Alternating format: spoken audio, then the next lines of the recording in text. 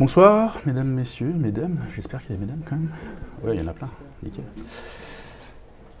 Voilà, donc ça va être rapide. Je vais me présenter, je vais faire un petit cas, le cas pratique sur lequel je suis intervenu et ce qu'on a étudié, pourquoi j'ai mis en place le plugin et puis je vais essayer de faire du plugin.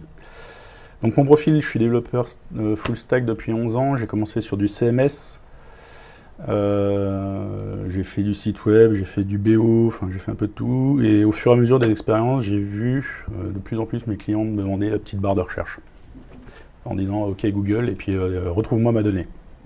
Ok, au début, aucune expérience, etc. C'était pas évident. Et je m'intéressais aux archi-REST en passage, puisque je fais full stack, et j'ai vu une presse de David, qui portait encore un képi à l'époque, et qui était à Devox, et qui me présente Elasticsearch. Et là, je fais juste bingo, quoi. C'est la solution qu'il me faut pour mes logiciels et tout ce que je mets en place, et la recherche au sein de ces applis. Donc, je continue à me former, etc. Je regarde Elasticsearch. Du coup, j'ai fait une première mission au sein du Figaro, où on recherche des offres d'emploi. On a mis Elasticsearch qui était en 0.19 quelque chose à l'époque. Donc on est retombé sur quelques problèmes de jeunesse, mais ça marchait très très bien. On était heureux. Et on a quand même voulu à un moment faire un peu de phonétique. Et donc là on s'est débrouillé avec les plugins existants à l'époque, sans tous les connaître. Et donc on a essayé de faire ce qu'il fallait, ça marchait pas trop mal. Et là je suis arrivé donc aux galeries, il y a maintenant 2 ans. Donc j'ai mis en place Elasticsearch pour regrouper le client en fait au sein des galeries, donc à l'aide de Lucien présent ici même. Et ce qu'il y a, c'est que notre PO est arrivé et nous a dit Monsieur Dupont, je m'en fiche de si c'est un D, un T, je veux le retrouver. On a dit ok, ça va, pas trop dur. Ouais, mais Monsieur Marais aussi. Et puis je m'en fiche de comment ça s'écrit Marais. Ça s'écrit AIS, etc. Je veux le revoir. Là, on a commencé à regarder, on a fait ouais, ça commence à être intéressant. Et du coup, on a quand même commencé un peu à se dire mais pourquoi vous avez besoin de ça? Et du coup, il se disait plutôt que d'avoir une qualité de données, notre caissière qui est aux galeries, on ne va pas lui demander de prendre exactement le nom. Ça veut dire que si le client il est en face, elle va lui demander vous appelez comment? Harold. Harold, comment ça s'écrit Harold? Comme ça se prononce? Très bien, merci madame. Ça c'est la réponse basique qu'on a tout le temps. Et donc du coup la qualité de données, elle a juste pas le temps de la faire. Elle est là pour encaisser. Donc il faut qu'elle retrouve rapidement son client en tapant ce qu'elle a entendu juste avant. Donc la volumétrie, c'est pas forcément au niveau de la recherche, c'est pas forcément énorme. C'est un client en caisse toutes les 5 minutes, on a 2000 caisses je crois, à peu près, plus le portail de fidélité et le site web. Ça représente, je crois que j'ai regardé, ça fait 40 requêtes secondes je crois à peu près. Voilà, donc on a commencé à essayer de mettre ce qui existait en place. Donc on est repassé par Soundex, Refine Soundex. Après on a enchaîné, métaphone, double métaphone, et puis on a regardé un peu Bider-Morse. Donc Soundex, c'est le premier des algorithmes qui a été mis en place. À la base, il est pour la langue anglaise. Voilà, donc ça fonctionne clairement pas sur la langue française. Ça travaille, comme je marque, que sur les consonnes.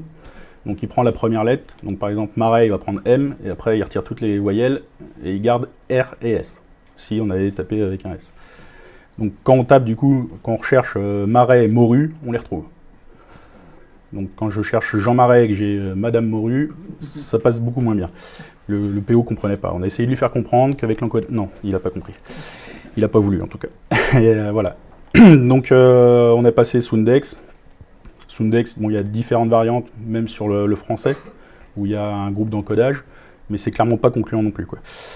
Donc, on a fait double métaphone, une démo avec double métaphone. bon bah, même résultat. Hein. L'encodage a varié, mais le résultat est toujours le même. Quand on tape Marais et Morue, on obtient l'encodage MRS. Donc Madame Morue, Madame Marais, c'est pareil. On a regardé du coup Beider-Morse. Beider-Morse qui a été écrit à la base pour retrouver des noms juifs ashkénazes, mais qui a été élargi, du coup, puisqu'il se basait sur toutes les langues et la prononciation pour ces noms. Et ils l'ont élargi avec une version dite approximative et des noms de type générique, et qui se base sur un ensemble de langues. Ça veut dire qu'il est capable de retrouver un nom, la façon dont il sera prononcé dans à peu près toutes les langues. Donc ça, c'est vraiment intéressant. Parce que, par exemple, quelqu'un qui s'appelle Morales, si vous le faites en français, vous le prononcez en français, c'est moral. Ce qui ne correspond pas tout à fait, mais ça peut matcher, en fait, grâce à ce plugin-là. Le problème de ce plugin-là, c'est que j'ai commencé à taper Christophe, ou Michael. Michael, M-I-C-H-A. Et là, il est encodé comme c'est montré ici, donc Missal, Missoil. Et Michael avec CK ou avec un K directement, il est encodé avec un Mikhail ou Mikhail. Donc du coup là, le PO il a fait non mais Michael c'est trop fréquent. Michael, Christophe, c'est pareil. Chloé aussi. Donc là on a fait bon, ça va pas. En plus on a testé les performances et il est à 34 opérations par seconde, ce qui est par rapport à Soundex qui est à 18 000. Donc il fait beaucoup de choses, parce qu'il fait vraiment beaucoup de choses. Il le fait très bien sur ce qu'il fait, mais on a un petit trou, et du coup, on a dit, bon bah, on se lance, on va essayer de recoder le nôtre. Donc ce qu'on a fait, c'est qu'on a recodé le nôtre. On est à peu près sur le même fonctionnement. Beider-Morse travaille sur des rules. Nous, on l'a codé en Java à coup de mode itératif. On s'est juste dit qu'il fallait que le mot ne soit traité que d'une seule fois pour les performances. Donc on va, comme un enfant en fait, quand il va lire son mot, il va le lire de gauche à droite, lettre par lettre. Et parfois, pour comprendre la lettre qui est en cours, regarder les lettres qui viennent. Donc avoir un petit contexte derrière ou devant, parce que ça peut arriver aussi que derrière soit utile. On ne revient jamais en arrière pour question de performance, sauf cas très rares qui vont normalement évoluer. Mais sur la fin des mots où il faut qu'on revienne en arrière sur les lettres muettes, parce qu'en France on a beaucoup de lettres muettes, et une lettre muette ne se prononce pas tout à fait pareil à chaque fois. Donc le cas par exemple d'Uber, ça fait RT, ça se prononce pas, et vous allez avoir des fois un RD qui vont même pas se prononcer en fait. Donc là, par exemple, bon, ça fait OND, et on pourrait avoir un S, et du coup on a deux lettres qui ne se prononcent pas du tout. Voilà, donc ça c'est le fonctionnement simple, on va dire, de du plugin. Quand on l'a mis en place, très clairement, ça fonctionne très bien. Là, on a couvert tous les cas à peu près de notre PO, les premiers tests qu'il avait, puisque c'est la première fois qu'il tombait sur les phonétiques. Et ça a fonctionné très bien. En termes de performance, par rapport à du Soundex, on est à 2 fois moins, puisqu'on est à 8000 opérations par seconde, par rapport à du Soundex qui est à 16 000. Mais par rapport à du Beider qui est à 34, du coup, il n'y a pas photo, quoi. Il y a encore, bien sûr, c'est open source. Donc ça, c'est grâce aux galeries qui nous ont permis d'open sourcer le plugin. Il y a encore quelques améliorations qu'on va arriver dans le futur à mettre en place afin de générer plusieurs tokens et pour un même mot avoir plusieurs prononciations, ce que fait déjà Beider. Par exemple, le mot vert, V-E-R, on dit vert, mais un mot finissant normalement par vert en français se prononce V. Et du coup, on ne matche pas. Donc là, je vais passer sur une gestion multi-token avec les token streams qu'il y a dans Elasticsearch. Comme ça, on pourra avoir plusieurs tokens pour un même mot, ce que fait Beider. Et ça nous permettra de gérer aussi plusieurs exceptions. Par exemple, faisant, en français, FAI, qui se prononce feu, alors que c'est AI pour et. Donc comme ça, on pourra gérer les exceptions de la langue française et gérer beaucoup mieux la fin des mots. Donc par exemple Thibaut, qui s'écrit de 25 façons différentes en français. Voilà. Est-ce qu'on travaille à l'indexation ou au moment de la recherche? Et en effet, on travaille sur les deux. C'est-à-dire que quand vous envoyez le texte, vous allez indexer votre mot avec un certain token, et quand vous l'envoyez à la recherche, vous allez l'indexer. Donc actuellement, comme on génère qu'un token, du coup, il faut exactement que l'indexation et la recherche matchent. Mais avec la version future, comme on aura plusieurs tokens, peu importe si les mots n'ont pas tout à fait les mêmes tokens, du coup, dès qu'il y en aura un qui matchera, ça fonctionnera. On ne pondère pas les distances. C'est surtout sur du match de prénom, de nom. Donc, ce qu'on fait, c'est qu'on va construire une requête différente. Par exemple, on va faire une première partie où on va faire une recherche exacte, c'est-à-dire que si vous tapez bien Dupont avec un D et que vous avez des Dupont avec un T, forcément, comme le Dupont avec un D aura matché sur l'exact et sur le phonétique, avec la pertinence, il va remonter automatiquement. Donc ça, c'est les requêtes qui vont faire que la pertinence va s'améliorer. Mais ça permet surtout de taper, comme je vous disais, Marais, et de le taper dans toutes les versions possibles, quoi. Voilà. Alors, au niveau du développement du plugin, quand on a commencé à regarder, on s'est dit oui, c'est un peu difficile, ça va être difficile, je ne sais pas si on va y arriver, est-ce qu'on va cramer du temps pour le plaisir? Et au final, non, ça se passe très très bien, quoi. C'est juste le packaging. En fait, on a une classe, on peut le voir sur le GitHub, on a une classe qui fait vraiment le métier, donc l'encodage d'un mot. Mais après, c'est juste un peu de packaging suivant les versions. Pardon.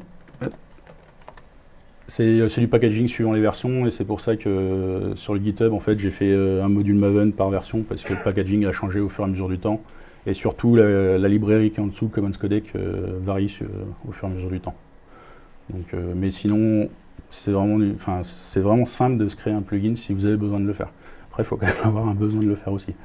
Parce que réinventer la roue, c'est pas forcément plus intéressant à chaque fois, quoi. Au niveau de la maintenance des versions, j'ai remis en place et je suis reparti, je crois.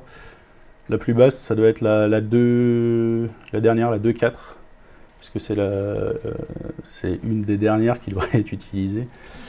La 1.7, je ne l'ai pas reprise, parce que vraiment là, c'est vraiment trop loin. Mais de 2.4 à 6, c'est maintenu. Ouais.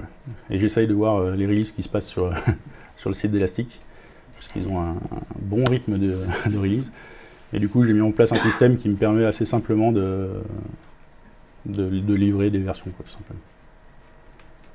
Et si vous avez besoin, vous regarderez sur le GitHub, vous pouvez générer parce que quand on est en production, on ne choisit pas forcément sa version, ou on ne peut pas la mettre à jour pour quelque raison que ce soit. Et du coup, je permets quand même de réaliser le plugin pour d'anciennes versions. Le GitHub, bien sûr, ouais.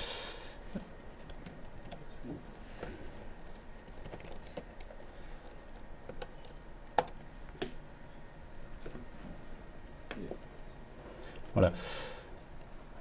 Donc là, j'ai essayé de maintenir à peu près toutes les versions. Pour l'instant, la 6, elle gère... j'ai fait encore un test avec le type, mais ça va être déprécié, ça va être enlevé au fur et à mesure. Chaque version a son test de son packaging sur chaque module Maven. Il y a test unitaire et les tests de perf sont faits sur chaque version aussi. C'est les tests de perf JMH. Et après, il y a un test fonctionnel à la fin qui est fait avec le plugin qui permet de charger un Elasticsearch, programmatiquement. Voilà. Si vous n'avez pas d'autres questions, je vais m'arrêter là. Merci.